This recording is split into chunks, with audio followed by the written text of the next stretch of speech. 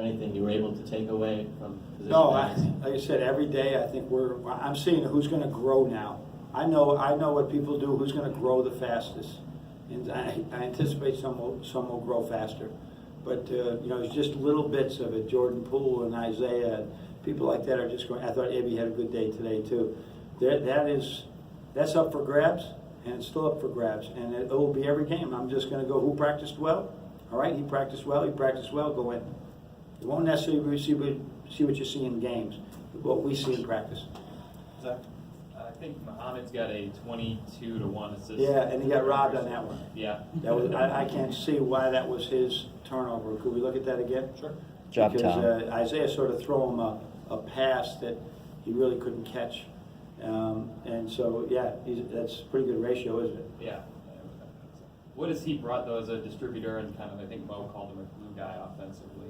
Yeah, you look at him today, I mean, he hardly gets any shots. They put their really good defender on him and couldn't get any shots off and didn't care about it, just kept really playing really good defense. Really, he just anchors our defense. He might be, obviously, he's our best defender. And he's really good for Charles, for Duncan, for Mo, because he's never too high or too low. His emotion, he's just so steady with everything that he's doing. Coach, it seemed like Charles and Mo's two-man game was working, especially early. What do you think that was a result of? Well, we knew they were going to go up in what we call a hard blue, a hard hedge the ball screen. And so with that in mind, Mo had to find some short rolls and see where we could find him there. And so we're trying to just build our package in, but I don't know what package we run until we see it more in practice. We really need to practice, but when you look at that dawning stretch starting with the game against North Florida, and now it's 2 weeks later, and we already got 6 games in 15 days. That's a pretty good schedule. 7 games in. 7 games in 14 days is an NBA schedule, and so it's just I don't know anything more about the rotation. We just keep playing. George? How do you feel about your point guard play heading into the game? I think right now it's up. It's good. I mean, we look at their assist numbers and look at their turnover numbers. It's good. We're still we don't. I don't think we have the flow yet. Eli gives us great flow, better flow, and Xavier gives us really good defense. And we're trying to find out where it is. And Duran's just struggling right now coming off the bench. He's going to be in every game. He's going to play every game. And one of these days he's going to come out of those struggles. So in front of Chris. Early in the season, Charles struggled in the first half, and you had kind of talked about him getting better shots and doing smarter things. And today, 7 of 11, 7 assists. Yeah. I mean, just those 14 minutes he played in the first half. Oh, yeah, the first half he had 7. Could you talk about his start, and that has to be an encouraging sign for you that he's getting off to better starts? Well, I think his start could be explained very easily. He didn't play for 2 years. He was not out for 2 years. I mean, his time at Kentucky was very short. He never had to make decisions at Kentucky. He was played off the ball, and I would have probably done the same thing at that point. But the year that he was able to redshirt with us, whether it was us or Kentucky, he worked so hard at his game to get better. But now the lights come on, and now he's got to do it in real time, and just learning. I mean, he's just really a very young player with huge potential. Where's Jordan now compared to where he was when he first got here, and what does he need to do to continue to get he's minutes? really grown as well. Like most freshmen, defense, value for the basketball, like most freshmen, is really difficult. And he's shown great strides in that area. Very talented player, but we want him to be the MVP in our games. He's learning how to play defense, how to take care of the ball, and really he's got some things that we really can't teach. So trying to get in more and more, and trying to figure out how we even play with him and Charles at the same time as well. Coach, how was the defensive intensity? I mean, you had to be happy with the way they came out and played. Yeah, believe it or not, I mean, I got to settle Luke down in the second half, when we're up by 35, and he's really upset with some people. And I said, it's natural, there's a little scoreboard watching when you're up by that amount. But we want to back that. We won. So when we went to our bench, and really the first wave of the bench, I mean, it's intense. I told the guys, this is not cleanup time.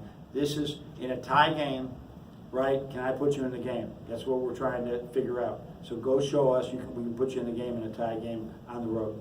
Swing over to your right, Josh. You mentioned it, touched on it briefly, but was there any concerns about fatigue heading into this game since you just come off Absolutely. brutal No, match? you know what, we Alex Wong is a tremendous trainer for us, and John Sanderson, we met with a sleep study, young lady who recommended exactly, we put him in the hotel last night, very rare for a 4 o'clock game, and put him in a hotel. We had what time we want him to sleep and what time we want him up every day, and she gradually got them back to our time. And and I was really, even the guys, we couldn't send everybody with the first wave. The guys that came in the second wave with the coaches, they did well. But I mean, when I started practice yesterday, I slept really well, and not once I got home, but I was like, it just feels funny. We all know that when you're fortunate to go across the world. Over here with Casey. Coach, how'd you like Austin Davis's performance out there today? Austin is playing at one speed too much. He's got another gear, and we're going to teach him that. But he's got great hands. He's just the speed of this game. He can catch up, and he's not playing. Hasn't played as well as he did last year in practice. And we're going to work to get him back to that level. I thought he was okay tonight, but he's got to get his hands on more, and he's got to play harder. On your right, Andrew. And he's going to be good when he does that. Hey, Coach. You said you would get good flow with Eli in there. I guess how do you find that rhythm with the other two? Yeah, he makes the other 4 guys better right now. And it's that simple. He still makes them, but he just makes the other 4 guys better. And defensively, Xavier makes the other 4 guys better. So I'm sort of balancing that right now. But he seems to really be what I call a quick study. A guy that as we continue to go game to game to game, right, that he can just make really good changes. And you haven't seen the stats, so he can really shoot the ball. And that's another thing. People are playing us a certain way and playing off. And we need one more guy out there that can shoot it when they go under screens, when they sag at a ball screen. And then back to Jordan for a sec. You said he brings some things he can't teach. Yeah. I mean, did you see that during that stretch with the block? I see it every day in practice. Yeah, no, he can do some things. He's not, I would say he's an elite athlete. He's got elite timing. And he can do some things that are really good. And he can really shoot. And you know how we feel about having 5 shooters out there. And so he's evolving right now, a little by little. I think he's understanding that the college game is a whole lot of work and a whole lot of sweat. And I got to be focused and have great attention. As he does this, he's got a high ceiling as well. Over here with Mark. Coach, Ibi Watson had some good minutes today. Yep. How have you seen him improve? They're all the same thing. He, Jordan, Isaiah. We're just searching to say who's going to evolve it. They always do evolve. And that's why games like this, when you all say, when people are going to say, and it's natural, why would you play a game like that? Well, they look like, when I saw that Cal score, looked like it might be a really good game. But get serious minutes for those guys. So I didn't think he'd be played as well as he can play in Hawaii. And that's why we sort of moved Jordan ahead of him. And now he went out and played. So it's now who's going to practice the best Tuesday, right? And those are how we make those. We make those. My assistant coaches are so involved with who's starting, how we do rotations, right? It's going to be the buck stop in here. My assistant coaches are really involved in making these decisions, and every one of them, has sort of agreed or suggested what we've done.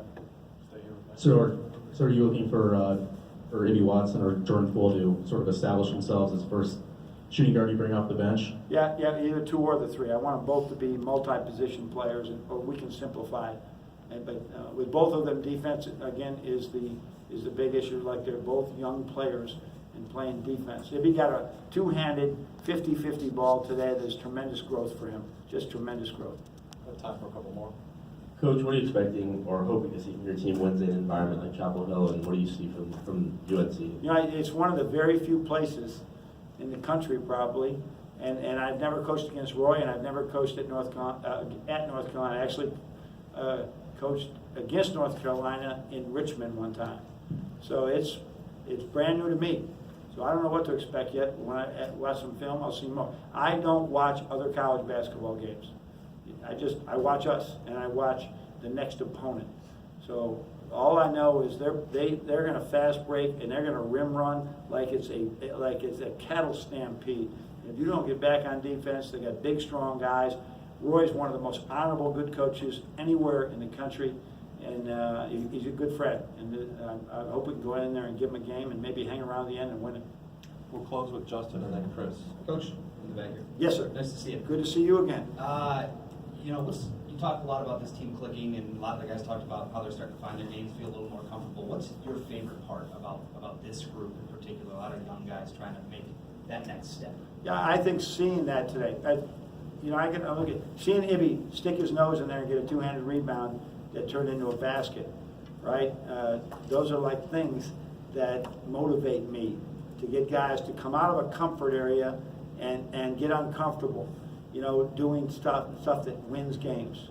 So that's my favorite part right now, of having guys to turn down a bad shot to get a better shot. Charles getting 12 assists, right? Not to win, Charles getting 12 assists is something we're really, as a staff, whether it was last year, whether it was Billy working with them last year, Jeff Meyer working with them, and now this year with our assistant coaches, that's what I enjoy the most, seeing this growth.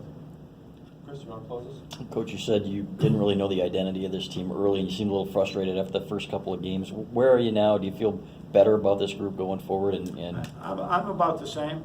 I wanted us to just try to find some rotation that I really feel good and I'm set on. I'm always trying to get those kids that are off the bench. I really like the way those four. Right now we had 4 guys with 60 shots. Nobody's got 70. Nobody's got 59. 4 guys with 60 shots going into tonight's game. That's great. Now who's next though? Right? We got to find other ways to get, so we really can. If last year, you knew when Duncan was coming off the bench, right? You knew when Xavier was coming off the bench and Mark Donnell was coming off the bench, and it was great. We're still not there yet, and we're trying to get there. And then talk about Duncan with his steals today and how he's helping you besides deflecting just the three. ball. Luke's got us charting deflections. A lot of people do that, and we haven't done it, and it's an important part of it. So we're really emphasizing. Today was a high hands day because they were going to play high-low all day, and if you don't have high hands, they're going to do it. So great for Duncan. His defense continues to get better and better, and we need it to get better and better. Thanks everyone.